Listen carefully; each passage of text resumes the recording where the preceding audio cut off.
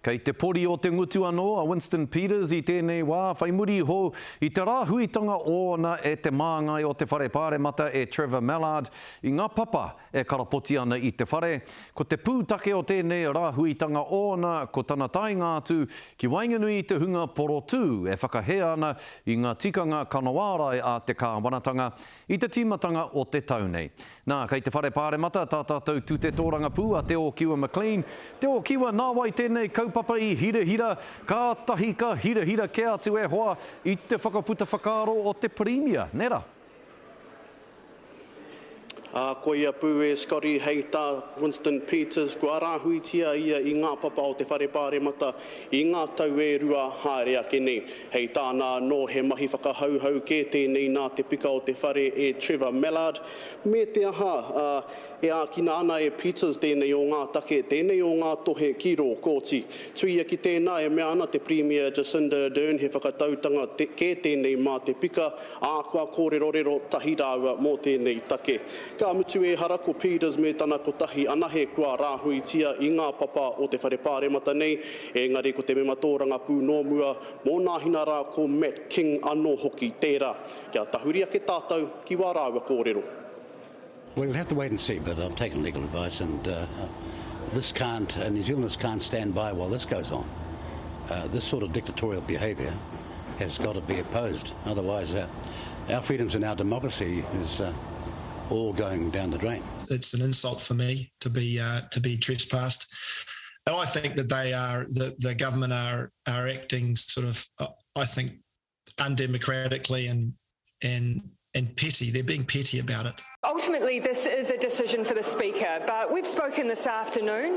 I've encouraged him to give the opportunity for all of the parties within Parliament to discuss the issue and see if we can reach some consensus around how the issue of trespass notices and how they apply to everyone should be issued.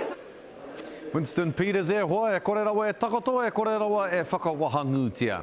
Nā, ki te tahua pūtea te okiwa, ara te tahua pūtea mō tēnei taunei. Hei te kauma iwa o Mei o Haratua nei, ka pānui mai te minita I ngā take pūtea. Grant Robertson I tēnei tahua nei. Engari, kua tīmata ke te apitihana ki te whakahe, ne? Tika tonu tēnā e Scotty nā Grant Robertson e tahi tai pito tōmua I whakaputa I te ata nei mō te taha ki te tahua pūtea I tēnei marama ka oro nuitia ko ngā take āhuarangi ko ngā take hauora nō hoki. Tuia ki tēnā kua panonitia e ia te āhua ine I ngā nama kaore anō kia utua e ngā tari kāwanatanga pēnei ia kāinga ora me te super fund anō hoki. Me te aha e a te pau te kaha ana te apitihana I ngā kōrero a Grant Robertson, anei wā rāua kōrero. We are left with the impression that his economic plan still amounts to spend, tax. What we did during COVID was the right thing to do.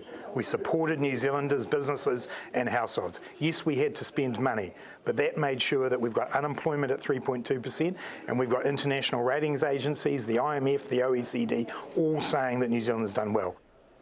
E hoa no te rā nei anō rā hoki pānui mai ai te minita I ngā take aorere ana naia mahuta I etahi atu tāmitanga a tēnei whenua I te whenua o Rūhia. He hanga whakamārama?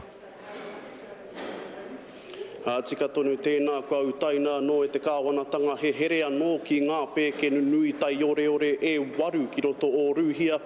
Hei tā te minita take aorere ana naia mahuta. Ko tā te hunga nei he utu I tōna waru te kau ōrau o te pakanga o te urutomotanga e tūnei ki Ukraine. Haere tonu ana nei a mātou nei mahi e pāna ki ngā sanctions ki a Rūhia, kia ata tūpato I ngā mahi o Putin ki Ukraine. Nō reira koira ngā nawe me ngā rawe o te rā I koneki nei I te whare o ngā raiona. Scotty. Nā nawe me ngā rawe ratanau ki tēnā kōrero ka paira e te o kiwa e mihi atu ana ki a koe, tēnā koe, te rangatira.